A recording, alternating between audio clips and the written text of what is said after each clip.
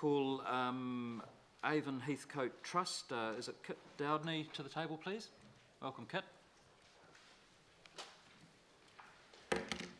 Kit, we've got about 15 minutes. You can assume that members have read your submission. Over to you how we use that time, but the more of it you talk to us, the less we have to talk to you. So welcome, and over to you. Thanks very much. Kia ora koutou. I'm Kit Dowdney and I represent the Avon Heathcote Estuary I Hutai Trust. We, for many years, have been sort of a guardian organisation for the estuary and its ecological well-being, and we have got a number of projects with communities to help regenerate certain areas back into ecological fitness, with wetlands re-establishment on the borders of the estuary, and also we liaise with the Christchurch City Council and the Environment Council, ECAN, very strongly, who actually support our endeavours with funding each year. We also have representations with Ngāi Tahu, and one of the things that we're a bit concerned about the bill is that it's a continuation of Wellington and central government involvement in the local community's regeneration, and we certainly understood that there is a possibility for CERA to be involved in that immediately after the earthquakes. However, we feel that central government role should now transfer solely to the actual local government acts which support the City Council and the local Environment Canterbury group. We feel in particular to our Estuary Trust Board, where we're really concerned about the natural environment and the health of our estuary, and our remit doesn't really extend to the Avon and the Heathcote rivers that feed it, but we have real interests in trying to improve the water quality and everything, so it's a huge issue, as you may or may not be aware. However, one of the particular interests that we have with this bill is the land acquisition and redistribution, amalgamation and sale rights that it has on residential red zone land. The problem there being that our area, which you can sort of see a little bit of a map behind David Parker on the wall, is a sort of estuary-wide area. And the red zone lands that we're mostly concerned about, which back onto the estuary, are the South Shore residential red zone lands. Now, if the new organisation has these, we're particularly concerned about the sale of those lands and the redistribution of that, because we feel as an organisation and a trust that they should be allowed to regenerate back into a natural environment with possibly flooding mediation works, but that's about it. We feel that the natural edge to the estuary is always a concern for us, and that if it was to be sold to other interests, it would be detrimental to the poor residents that have had to leave those areas. So in a nutshell, we think that the council and the local government, ECAN Regional Council, are in a perfectly healthy and fit state to manage those under the current acts that are in place. Thanks for listening. Okay, members, questions? Eugenie. Thanks for the submission. In terms of the consultation process, have you got any, for when land is sold, models for that, or just call for submissions, have a hearing? We'd like, in particular, because of the, and I guess you guys are fully aware of the devastating effects that communities and individuals have gone through, and I personally lost my house in the earthquakes, and it has a fundamental effect on your well-being, and it affects different people differently. And I think that actually the people, the community, should be really deciding what they want to do to progress that tragedy. So submissions and hearings and things like that, but a large voice should be heard from the people affected. Thank you. Nook. Oh, kia ora, Kit. Kia ora. I really do like what you guys do actually down in the estuary, and the interesting thing too is the relationship that you have actually with Ngāi Tahu. Just one part of it though is, you know, you're obviously aware of the Mahanui Iwi Management Plan, and then also the role of Matapōpiri in the new you know, looking at particularly the Mahinga Kai exemplar and all that that's going on. Do you think, though, that, you know, with the new Regenerate bill, is the fact that with the representation of Ngaitahu on there to actually drive it, that would actually assist? I think that would be, that would assist, but I think that Ngaitahu's role in the community anyway is hugely valuable and could be driven through the usual mechanisms. Well, so although that is, you know, there are some parts of Regenerate bill that we would endorse, and that would be one of them, but I just think it needs to be run by the community, the larger community. which is the reason why, I'm not sure whether here with when Ngaitahu had their submission. No. Well, what they were talking about, you know, particularly having both the iwi as a member, but also as a mana whenua representative as well, which would give it sort of more impetus, wouldn't it? Yeah. So no, you actually get the iwi, and then you get the local mana whenua, and particularly through the Mahanui iwi plan, management plan. Yeah. Okay, good. Todd.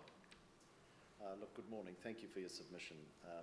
I'm MP from the Bay of Plenty, so I'm not from this area, but I've found obviously the submission's very interesting. But you raise a theme which, you know, it comes up, no doubt will come up a few times during the course of the afternoon and tomorrow, around the extent to which this bill is structured in a way that enables public consultation and involvement. And I guess what I'm struggling with as I look at it is that I see, you know, reasonably significant opportunities from my eyes for people to be involved in giving their feedback on the proposed approaches with respect to regeneration here in the city. And I wonder, when you look at that, why perhaps you don't see that as a great avenue for you and your committed team to be able to give voice to the issues that you're concerned with.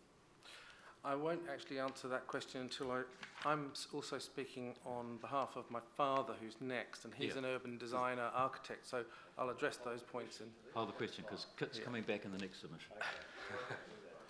All right, so let's, unless there are any pressing urgent questions about the Trust's submission, I'm going to move now to the next submission, which is Kit again on behalf of Christopher Dowdney, which you've clarified is now your father. That's good.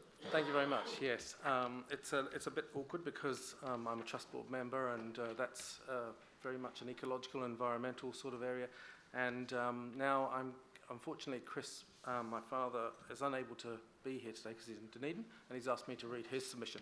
Now he lives in Redcliffs on the Street, and he is an urban designer and a registered architect. And he considers that he's qualified to comment on urban recovery issues. Now, I'm just going to read his submission because it's quite detailed, and here we go. I'm going to go back into the first person now because he's written this from the first person. My concerns with the draft legislation are that it does not believe, that I do not believe the content matches the stated goal that local leadership is the best form of post-disaster recovery. Sorry. I was going to say, that's not the submission that we have in front of us from him, if you're reading it. I'm reading, yeah, I'll start again. Chris's submission. Yeah. The submission starts with my name is Christopher Dewdney, and then the next paragraph goes on is to an introductory. Yeah.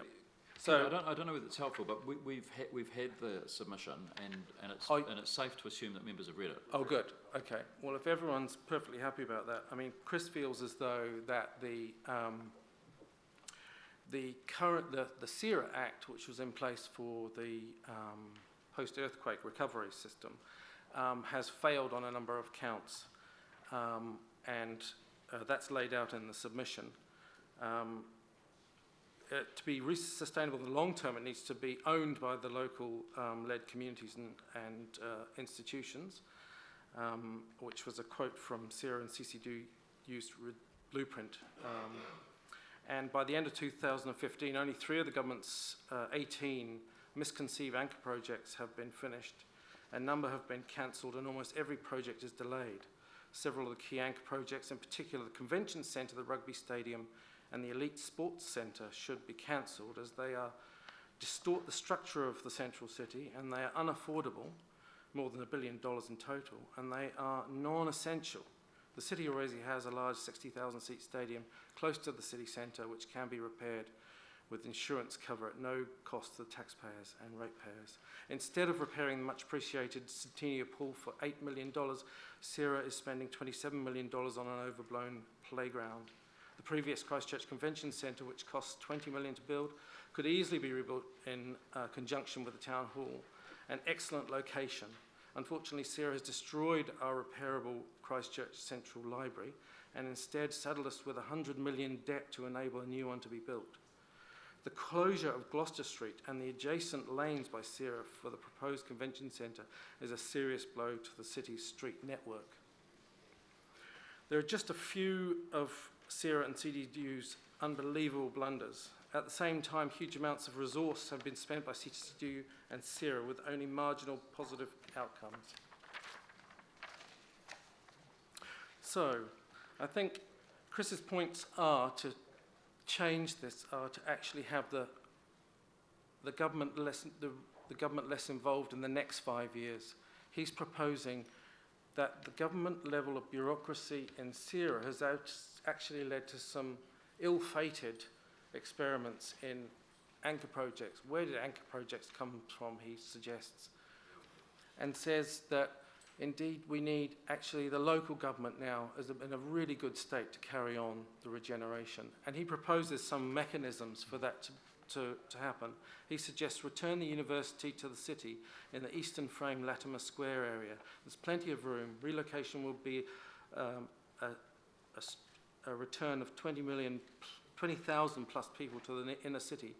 The Island campus could provide 1,000 new residential sections in an established suburb and green tech industry in the sound remaining campus buildings.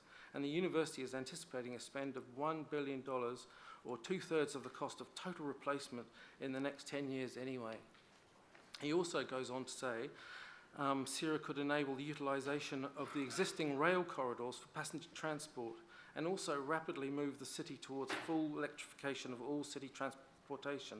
These are inevitable outcomes, but the city rebuild could enable implementation in years instead of decades. There are many more examples of innovative paths that could have been followed during the top-down phase of the recovery, but haven't been. And with all this in mind, he supports the general direction of the new legislation with its aims to return to local governance and leadership and the focus on the regeneration of the CBD, the residential red zone, and New Brighton. However, Chris supports a full withdrawal of the government from committees, ministerial intervention, and other mechanisms immediately. Christchurch is a mature and developed city with an educated and highly skilled population and many strong and capable leaders across business, community, NGOs, political, education, and other areas. It is time for local leadership to be supported and enabled by legislation. Thank you. Thanks, Kit. Now, are you going to ask your question again? Well, the question, thank you for your submission. I guess the question stays on the table, on behalf of you and your father. You've just talked to a very impassioned urban designer who has a view of what regeneration looks like. I'm sure there are many hundreds others in the city who are equally passionate and have similar and different views. So I guess the question for me is twofold. One is, ultimately, therefore, there needs to be a framework that enables the leadership of the city in partnership with the Crown to be able to drive that transformation forward, and your view on that. The importance of retaining partnership as opposed to just being one partner or one of those two partners. And then secondly, your view on why you don't think in the bill as outlined there is sufficient mechanisms for passionate people like you to be able to have an input into the proposed regeneration plans. Sure. Well, first of all, I think that I did come into Leanne's submission just before mine, and I think a way around that will be returning the actual Regenerate Christchurch powers to not at the moment, there's 3 ministerial appointments, I believe, and 3 council appointments with a ministerial appointed chair or director, and I think that that means that the ministry has overall say with Regenerate Christchurch. So I think that that should be given to the City Council entirely, so the chair should be chosen from the City Council, or even ministerial involvement be taken away from the organisation. I think Regenerate Bill is, as an organisation, is worthy, and I think that there are mechanisms that can force through the ideals in the bill at a local level. The main problem with it, Todd, is that you have levels of bureaucracy that get introduced that almost stymies the regeneration, and it becomes 3 tiers of organisations instead of just 2. And I think we need to focus back now that the Christchurch is getting back on its feet, and I think we just need to. The local residents who know the areas and work together already should have that power. Who on earth, in their right mind, would have thought that the council, when they had share an idea and proposed the regeneration of Christchurch, they got the world's most amazing urban designers the world has ever seen into Christchurch for 4 days, and they would have been employed like they've been employed in Copenhagen, in New York, in Melbourne, and in London. We would have had Gale Architecture, the Danish firm, designing our city with transport links involved in it, with regeneration focuses. Guess what happened when the government took over? We had a totally different organisation come in. They did not hire the world's best urban designers. They hired local landscape architects to run a huge project like this, and we've got no sustainability built into the rebuild. We've got no public transport built into the rebuild. There's not even facilities to actually buy up land so that if you put light rail in the future, because Christchurch will grow if it's not underwater, Christchurch will grow and we will need those transport links, but they're not even featuring in the blueprint. I mean, it's a disgrace. Paul Foster-Bell. Well, Mr. Chair, actually my question was on a different subject, but just what you've said has changed my train of thought. But no, I'll go back to what I was originally going to ask. Are you aware of some of the comparable overseas urban renewal, regeneration, redevelopment, large-scale projects? In particular, I'm thinking of Manchester, which is an interesting example because you have there, similar to the situation here, a Labour-led council. In Manchester, you have 9 out of 11 councillors on the Greater Manchester Authority being Labour, a Conservative government, but they've worked together really well to come up with the city deal, they call it, which perhaps is even of greater scope than what we're working on here, where you have health and education, delivery, as well as the rebeautification and redevelopment of the city. And don't you see that some of those similarities between the two have been demonstrated in Manchester to already be bearing fruit? Absolutely. I mean, the problem with our redevelopment is certainly not I don't think it's politics that's the problem. I think the government has tried its best. They had to step in. CERA was a necessary evil. I think it's worked out. We probably would recognise that it has not delivered and it's been a bit of a failure, but we had to go through that process because it was a huge disaster. The problem is that with Manchester, you had the world's eminent urban designers involved. Unfortunately, we've been working through CCDU, and they have not used Manchester's designers. They have not had the same process. The other thing that's strikingly, alarmingly obvious is that Manchester was a redevelopment on a stagnating or degenerating urban setting. We have got, and against all advice, we've pulled down the buildings. We've got a huge wasteland, and we've got the ability to put in amazing sustainable approaches to these new buildings, none of which are in the building code, and all the developers aren't putting them in because they're an extra 2% cost. Nothing interesting is happening with the actual vision that's set out. There's no great vision that we would have had with the Danish urban designers. the vision that you're seeing in Manchester, what a great city redevelopment. I mean, something that we should be doing here and is sadly nosediving into a problem. Although I think it's fair to say similarities of the perhaps bill aside, the context is pretty different there, given it was the second city of the British Empire and many millions of people, as you say, stagnation rather than disaster. So, Yeah. yeah. Kit, the time allocated to us for that hearing has completed. Thank you very much for taking time to be with us this morning and for both submissions on behalf of the Trust and on behalf of your father. We appreciate it. Thank you very much. Welcome to the meeting, Clayton Cosgrove. It's good to be in Canterbury with you. Always. Good to be here.